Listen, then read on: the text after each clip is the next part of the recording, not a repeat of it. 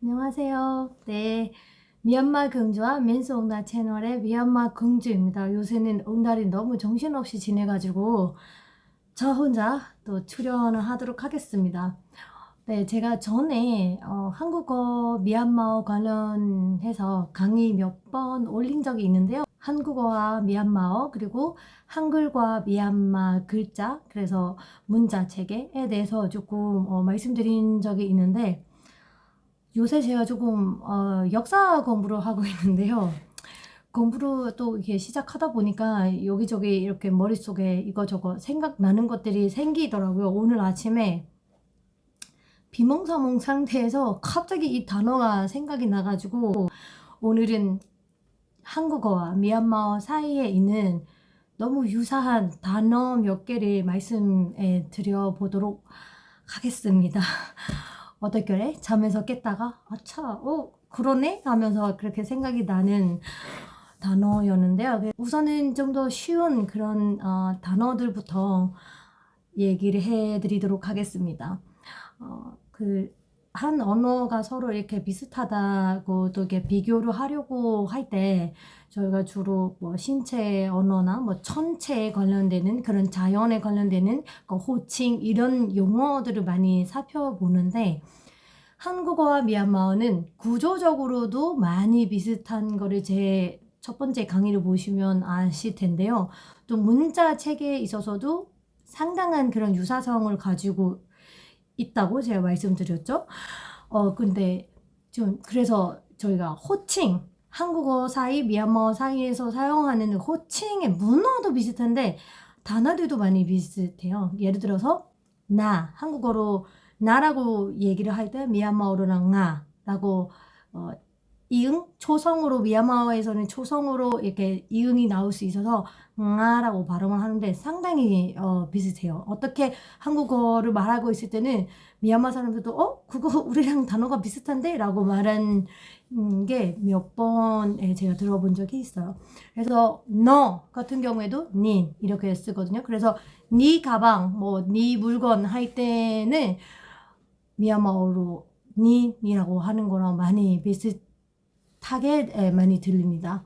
그리고 다른 단어는 당신이라는 말인데 미얀마어에서는 당신은 아닌데 상대방 이렇게 당신이라고 이렇게 호칭으로 부를 때 또 가리킬 때 시인이라고 써요. 대체로 여자도 남자한테도 쓸 수 있는 단어이긴 하지만 주로 남자한테 많이 써요. 그래서 당신 이렇게 지시를 할 때 또 그 미얀마에서는 신 이렇게 신은 이렇게 뭐 당신은 뭐 이렇게 부르기 때문에 상당히 비슷해 보이죠.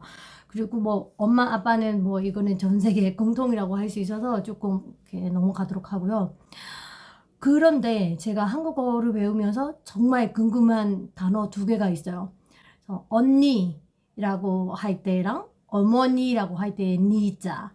니자에 대해서 제가 아직도 공부를 하고 있지만 아시는 분들은 댓글로든지 아니면 뭐 어떻게 메일 통해서든지 저한테 알려주시면 너무 감사하겠습니다.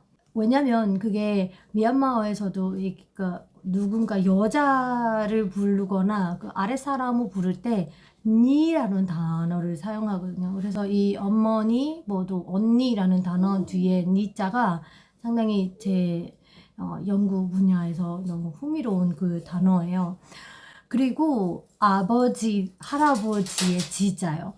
아버지, 할아버지라고 할 때 이 지자가 정확히 어떤 뜻인지를 아직도 공부하고 있고 또 그 교수님들께도 여쭤보고 그랬지만 정확한 그런 의미는 알 수가 없는 상황이에요. 그래서 아시는 분들은 저한테 알려주시면 정말 감사하겠습니다.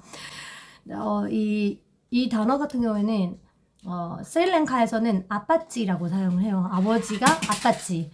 근데 미얀마에서는 아버지 같은 경우에는 아페이라고 사용하지만 할아버지 같은 경우에 아페이지라고 사용하거든요. 이게 지자가 들어가요. 그래서 미얀마어에서의 지자의 의미는 있어요. 크다. 위에 그런 뜻이기 때문에 큰 아버지라는 뜻으로 사용하죠. 미얀마에서는 한국에서의 큰 아빠도 큰 아버지의 느낌과는 조금 다른데 미얀마에서는 큰 아버지가 할아버지라는 뜻이에요. 그래서 그런 지자가 미얀마어나 스리랑카어에서는 그렇게 나타나는데 그게 한국어에도 할아버지, 아버지에서 나타나고 있기 때문에 이거는 어떤 연관성이 있을 거라고 저는 개인적으로 생각을 합니다. 뭐 제 개인적인 생각이 뭐 연구 결과가 아니기 때문에 틀릴 수도 있지만 저희가 호기심을 가져봐도 좋을 것 같은 그런 내용이라고 생각합니다. 네, 이것뿐만 아니라 뭐 이렇게 조사에 있어서도 뭐 예를 들어서 한국어로 그 주격 조사가 가잖아요. 그래서 이 가이지만 엄마라는 경우에는 엄마가라고 사용하는데 미얀마어도 엄메가라고 사용하거든요. 그래서 그런 조사들도 많이 비슷한 것들이 있어요. 그거는 다음 시간에서 제가 다른 영상으로 조금 조사나 아니면 문법 부분으로 따로 이렇게 말씀드리도록 하겠습니다. 그리고 어떤 단어 하나는 제가 정말 이거 남편이랑 초기 결혼을 하고서 이렇게 생활을 하면서 우연히 그렇게 알게 된 단어인데 제가 그날 삐졌어요. 그 옹달한테. 옹달한테 삐져서 제가 저희 둘 사이에 그 베개를 꼈거든요. 그 저한테 다가오지 못하게. 근데 갑자기 옹달이 저보고 뭐야 칸 짓는 거야? 이렇게 말을 해서 갑자기 그 생각이 떠올랐어요. 이게 똑같은 단어를 사용하고 있구나. 미얀마어와 한국어 사이에서 칸이라는 단어예요. 칸. 칸자는 뭐 방해하는 뜻, 뭐 어떤 사이 이런 뜻이 되어 있는데 그래서 한국어에서 칸을 짓다, 뭐 칸막이 이렇게 사용을 아직도 하고 있죠. 예전에 한옥 같은 경우에도 보면 뭐 100칸집, 10칸집, 3칸집 이렇게 사용을 했기 때문에 칸이라는 게 이렇게 기둥과 기둥 사이를 말하는 뜻하는 이렇게 단어인데 상당히 비슷합니다. 그래서 미얀마어에서도 똑같이 칸이라는 단어를 사용을 해요. 그래서 지금 미얀마에서는 방이라는 단어 자체를 아칸이라고 쓰거든요. 아칸. 그래서 이 칸자도 정말 서로가 이렇게 정말 비슷하게 유사하게 사용하고 있는 단어라는 것을 분명히 알 수가 있는데요. 좀 더 공부를 해보도록 하겠습니다.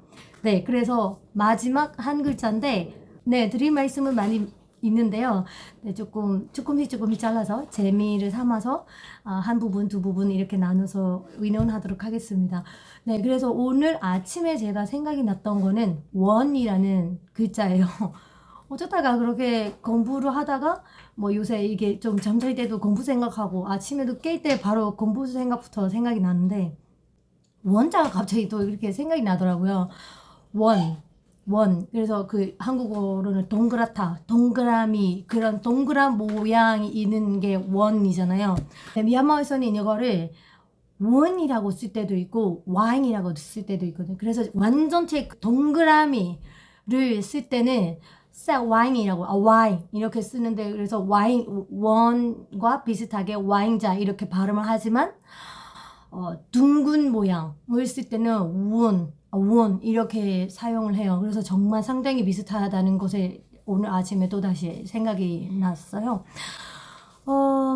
그래서 이럴 때도 많이 사용해요. 마당 같은 경우에도 집이 애인이라는 단어거든요. 그래서 집 마당 같은 거를 애인운이라고 써요. 그래서 애인 윈이라고 발음할 때도 있고 운이라고 발음할 때도 있는데 상당히 그렇게 뭔가의 동그란 그런 모양을 띌 때 둥근 모양 있을 때 사용하기 때문에 이 원자도 어떻게 공부를 해보면 정말 재밌는 그런 흥미로운 그런 이야기가 나오지 않을까 싶은데요. 네, 재밌는 단어들은 더 많은데요. 제가 좀 더 공부를 하고 좀 더 재밌는 이야기를 전해드릴 수 있을 때 다시 영상 찍어서 알려드리도록 하겠습니다. 오늘은 정말 꼭 알려드리고 싶었던 게 칸과 원의 단어였습니다. 네, 좀 더 자세한 이야기로 예를 들거나 이렇게 얘기했으면 더 좋았을 텐데 제가 시간도 없고 조금 정신도 없이 지내고 있는 바람에 이 정도로 일단은 맛보기로 한국어와 미얀마어 사이에 이렇게 비슷한 단어들이 적지 않아 존재하고 있어서 언어학을 공부하시는 또 글자를 공부하시는 분들은 미얀마어에 좀 더 관심을 가져주시는 것도 나쁘지 않은 거라는 그런 추천해드리고 싶어서 영상을 제작했습니다. 네, 감사합니다. 더 열심히 공부하는 공주가 되도록 하겠습니다. 감사합니다.